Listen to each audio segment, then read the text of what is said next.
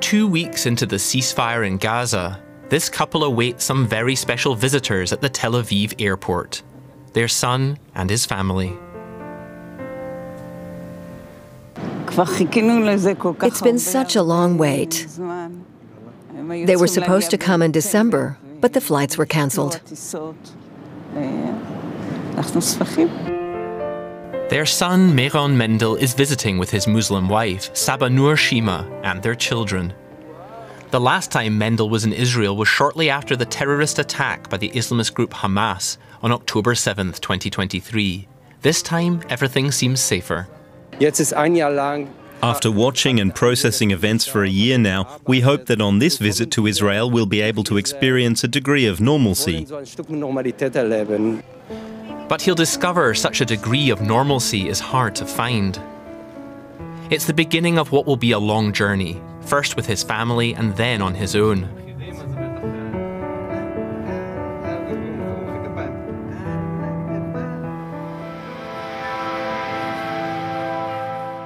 Meron Mendel grew up on a kibbutz and served in the Israeli army. Today he lives in Germany, where he runs the Anne Frank Educational Center in Frankfurt. He's an active promoter of peace and dialogue in the Middle East conflict. On this trip, he'll meet up with old friends whose lives were torn apart by the Hamas terror attack in 2023. We believed that if our own government were to change its policies, there would be peace. Today, people no longer believe that. Friends who are committed to bringing about the peaceful coexistence of Israelis and Palestinians. Come here and see yourself as an aggressor is really, really hard. He'll also meet radical settlers determined to claim land in the West Bank in violation of international law. This belongs to the people of Israel. People who have a very different view of war and peace. Since October 7th, many Israelis have come to realize that conflict is unfortunately the norm. Meron Mendel wants to know how the Hamas terror attack in 2023 changed Israel, and if, despite everything, there's still a chance for reconciliation and an end to the fighting.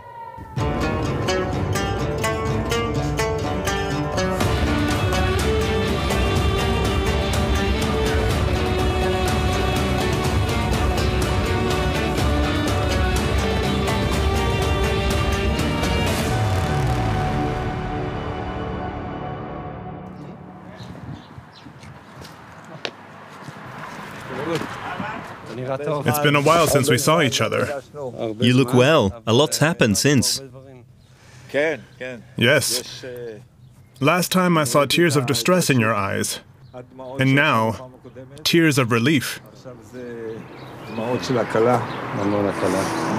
In November 2023, Naama Levy's granddaughter, Naama, was still being held as a hostage by Hamas in Gaza.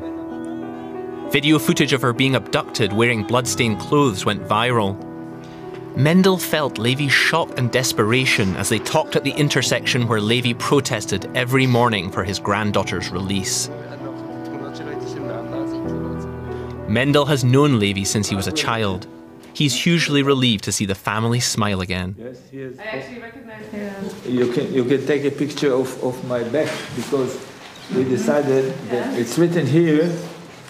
What does it say? I cannot read Hebrew. Saba, I'm home. The message Naama sent him on the day she was released by Hamas. We saw how she was taken out of the Hamas vehicle and led onto a stage. And they agreed that they'd raise their hands to greet people, so we could see they were strong.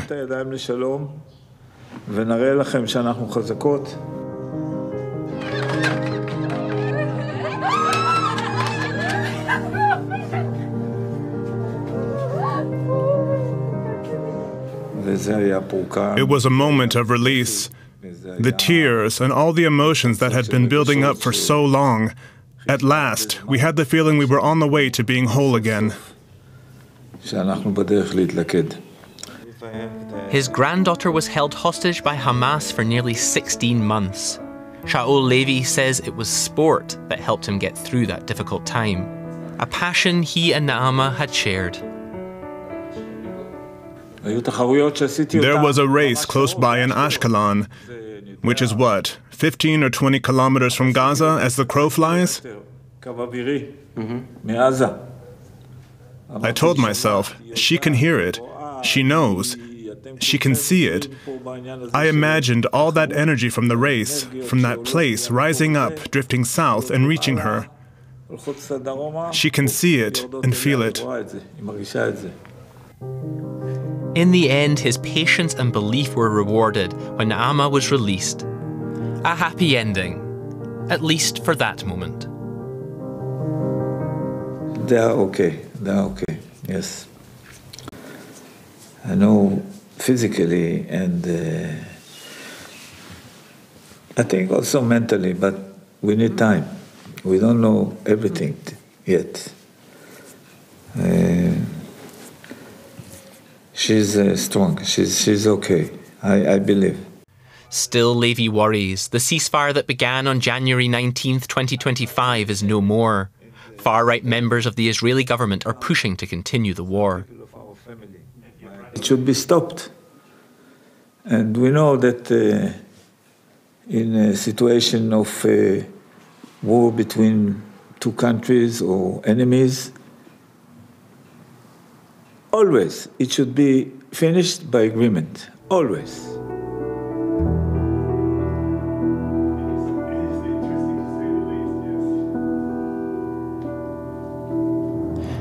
But the hardliners in the Israeli government prefer a policy of confrontation, and not just in Gaza.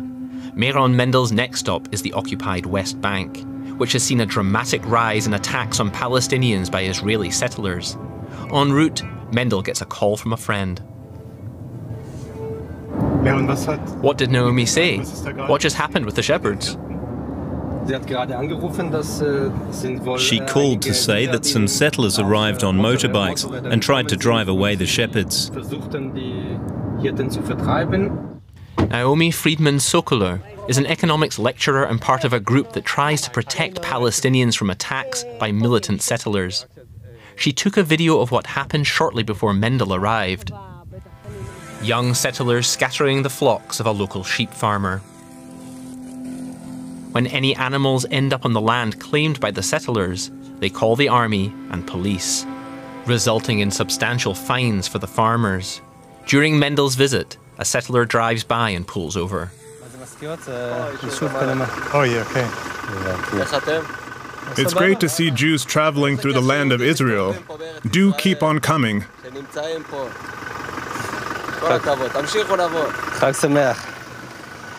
The settlers see themselves at the vanguard of a movement that intends to secure the entire occupied West Bank for Jews. Some of these areas are private Palestinian land, some belong to them. But slowly what's been happening is that they're being pushed in and not allowed to go further. So the strategy is to get them to go away. If it's by limiting their ability to feed their sheep, if it's by terrorizing the community, by coming in, driving a buggy through here, going into houses. A number of Palestinian shepherds have left their farms and their sheep and fled to Palestinian cities, to Nablus, Ramallah or Hebron. Others are still holding out. We've had no life since the 7th of October. The settlers come every day and attack me, my children, the elderly, and the sheep. What do the settlers have to do with me? I'm here on my land. What do the settlers want from me? They want to drive me out. One settler comes here at night and throws rocks at us and the children. What does he want from us? He's the one coming over here, not us to him. This is one of the provisional settlements used by Jewish settlers to occupy the land. It starts with a prefabricated home and a truck, a couple of shacks, and an Israeli flag. The International Court of Justice ruled these settlements are illegal, but Mendel is told they're protected by the Israeli security forces.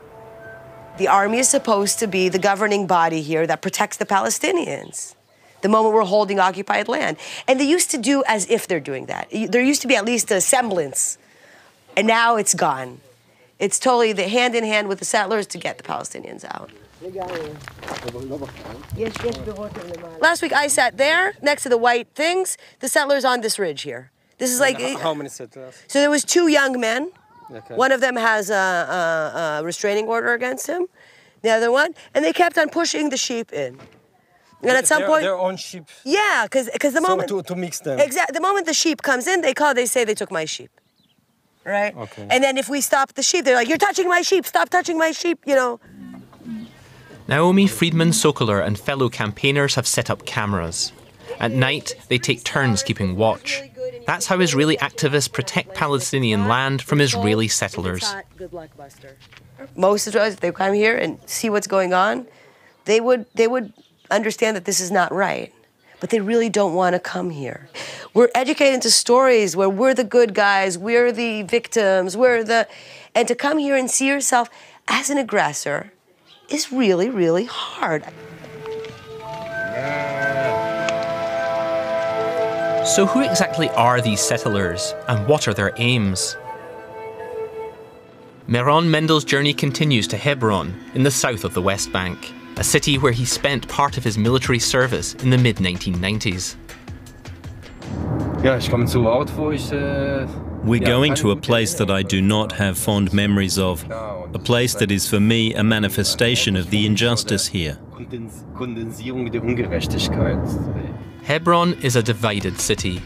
Mendel is going to an area that is under the control of Israeli authorities, known as H2. Several hundred Israeli Jews live in H2, along with tens of thousands of Palestinians. On the other side of the checkpoint turnstiles is the other part of Hebron, home to around 140,000 Palestinians.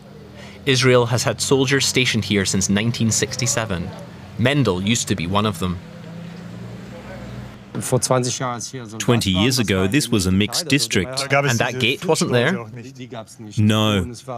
And there were Palestinian stores and a Palestinian market. That's all gone now.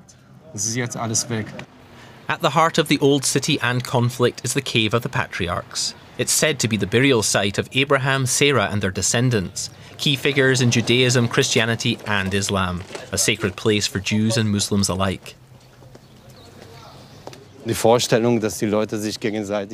thought of people killing each other to assert control over this place is very alien to me. There are now separate entrances to the holy site. At the one for Jews, there are worshippers both studying the Bible and carrying assault rifles. Mendel meets up with Aaron Marouani, a Jewish settler from the neighbourhood. He says October 7th pushed the divided population even further apart. There's practically no contact between the Jews and Arabs here, and I can understand that. There's a man I've been working with for 20 years now. His name is Ibrahim Abu Abdu. He built my house. I told him that after what happened to me in the Gaza Strip that October, every Arab is a potential terrorist. They're then joined by Rabbi Avraham Sonnenschein, who came to Israel with his family from Austria in the 1950s. He can't imagine coexistence with Palestinians in the West Bank. This belongs to the people of Israel. It was promised to our forefathers by God. What does that mean for Hebron's future? I dream of Hebron being Jewish. All of it? Hebron's Jewish community is celebrating Purim, a holiday marking the salvation of Jews in ancient Persia from a plot to kill them. The street festival is guarded by more police and soldiers than usual. Residents from the Palestinian zone of Hebron are subject to an all-day curfew. Just then, radical settler and far-right politician Itamar Ben-Gvir shows up. He resigned as National Security Minister in January 2025 in protest over the ceasefire. He rejoined the government in March, shortly after this footage was taken. Mendel arrested him during his military service in Hebron. Would the anti-Arab agitator answer any questions? Thank you. Explain to us. Why not? I will be children. My children. This is Purim. Purim Sameach. You never talk internationally. Purim Sameach. to me with me as well. You can still talk to us. This is my children, you say? Yeah. It's crazy seeing him here again with all that's happened in the past 20+ years. Back then, he was considered a right-wing extremist. But today, almost mainstream. Embraced by police and soldiers. He's their top boss, the minister until recently. Right, the top boss. It just goes to show how Israeli society has changed over the last 20 years. And how extremism is becoming normalized. Not long after the Purim festivities, Ben-Gvir was reappointed as National Security Minister. As for who the land belongs to, for Meron Mendel, it's not just a conflict between Jews and Arabs. It's dividing Israeli society too. You have two practically irreconcilable ideologies. One asserts that the land is everything, Hebron or the entire West Bank. That's the most important thing. And the other ideology sees human beings as the highest moral good.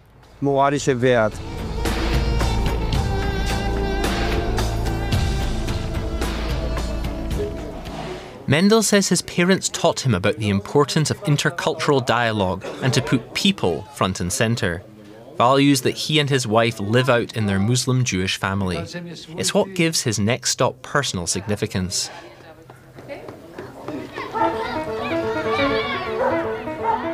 Avital Ben Shalom is an old friend of Mendel. She heads a Jewish-Arab school in Beersheba. For Mendel, it's a beacon of hope. Still, the attack on October 7th rattled the community.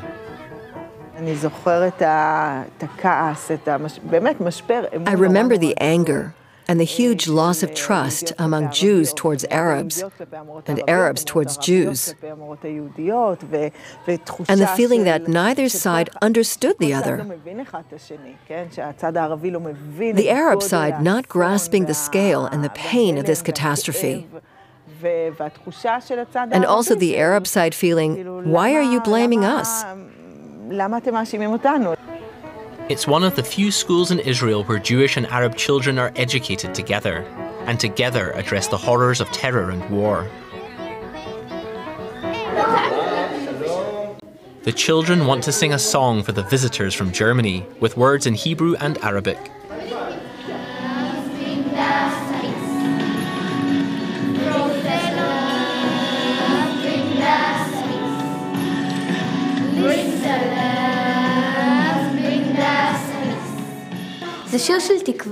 It's a song about hope. It's about how things could be better. It makes me think of the war.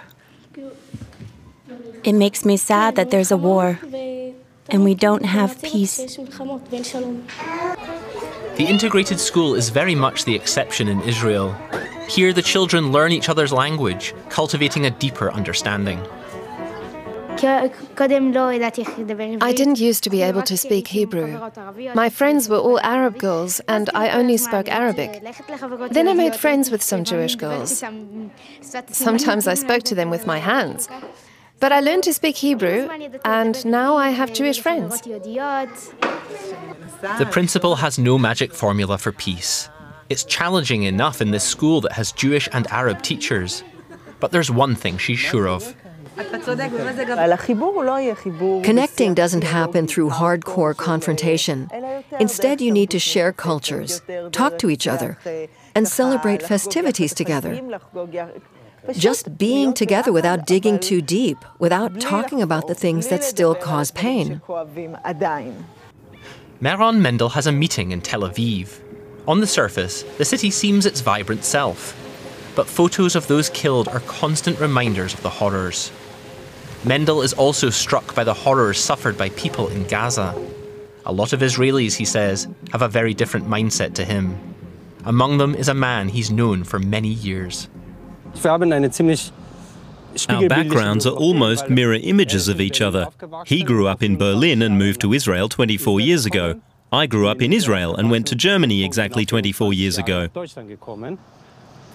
And our political views are often also poles apart. Yes, we have different views. Ari has often criticized me for being too left-wing and an Israel hater. Ari Sharuz Shalikar was a long-time spokesman for the Israeli military and now works for the Prime Minister's office. He stresses that he's speaking in a personal capacity, as an author and podcaster. Mendel wants to hear his thoughts on the settlers in the West Bank. I don't first and foremost look at what some Jewish people are or are not doing somewhere. I look at who is a threat to me personally in this region. Who is the main obstacle to peace? And I'm not seeing that on the Israeli side. But if you were Palestinian, you'd have a different perspective. You'd say the main threat to me are the settlers. So it's always a question of perspective. Look, obviously I know from my army and police connections that people take action. Perhaps not in the way that you or certain Palestinians would like to see. Of course, there are problems. There are bound to be as long as there's no political agreement. Shalikar sees Israel's war in Gaza as a success. Hamas has been weakened, and so too has Hezbollah in Lebanon, and by extension Iran. He sees momentum in the search for peace in the Middle East, unlike Mendel. I feel that practically everyone I meet says, no, get the hostages out and end the war. We don't want reservists being called up again. It's time to have a stable ceasefire. So no momentum for, as you say, counter-terrorism to eliminate Hamas. You know what? Like a lot of Israelis, before October 7th, I thought that conflict was the exception rather than the norm. Since October 7th, with our failure to see the attack coming, many Israelis have come to realize that conflict is, unfortunately, the norm. There's also the question of objectives and what could mark the end of the war. Hamas is anything but destroyed. That was the stated aim of this war, but that aim is nowhere near being achieved. Would you say the army has to go back in and destroy Hamas? I really hope there won't be a reason for the army to go back in. There will always be some Hamas idiots the next day putting on their neatly ironed uniforms that they stashed in a tunnel to put on this show again. If Hamas releases the 59 remaining hostages, I see no reason, and I also don't think the Israeli army will get the green light to go back in. Shalikar could not know that he'd be wrong, and that the war in Gaza would resume.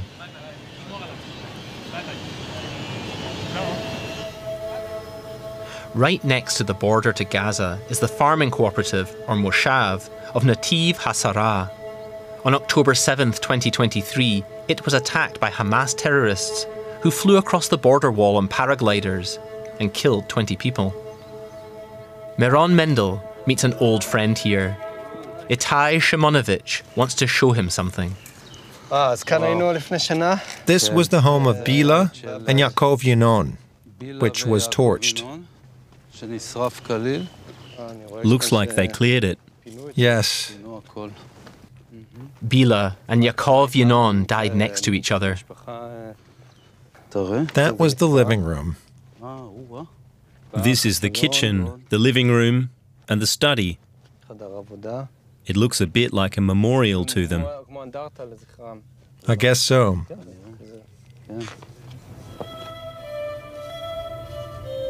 Itai Shimonovich managed to find a hiding place for him and his daughter, and the two were fortunate to survive. He moved back here recently. Aren't you afraid of coming back after everything that happened here? Gaza is only 500 meters away. For me personally, it's not the fear. I don't feel that. It's more the realization that you have nobody to depend on, and there's not much hope. Hope for peace? Yes, for peace and calm. In Nativ Hasara, the border wall is covered with colourful mosaics, a project started several years ago. It's called The Path to Peace. Hope, peace. And now it's taken on a whole different meaning.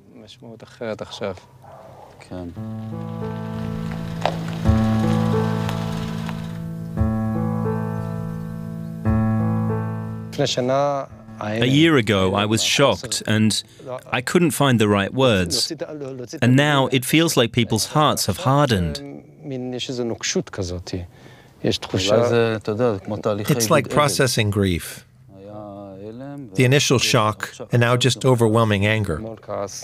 During Mendel's last visit, some of Shimanovich's Israeli-German family were still here. His wife, Tini, originally from Munich, and his daughter. It wasn't long after October 7th, and they were packing up a few belongings. Today, only he wants to live here where the horror unfolded. So I'm now all alone here. My wife is back in Germany, and my children are elsewhere. So I have Cheetah and my plants. He says this is his home, and it's perhaps exactly what he needs, a place of stability when so much else has been broken. For us as peace activists, the other side was never a major factor before. We believed that if our own government were to change its policies, there would be peace. Today, people no longer believe that. That's no longer the topic.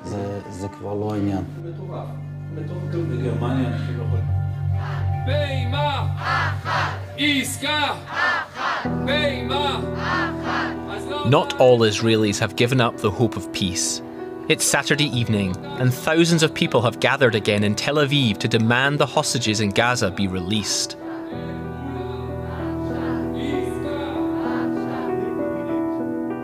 Meron Mendel is moved by their pain and perseverance. But regardless of the protests, Benjamin Netanyahu's government is not wavering from its course.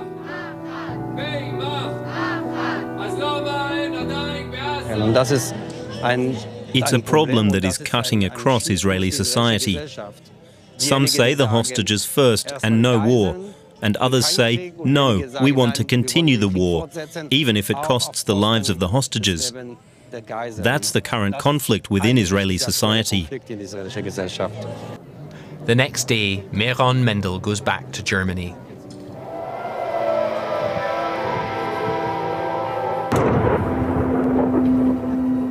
Shortly afterwards, the conflict would escalate once more. On March 18th, Israeli forces restarted strikes on Gaza, the ceasefire broken. Thousands took to the streets in protest.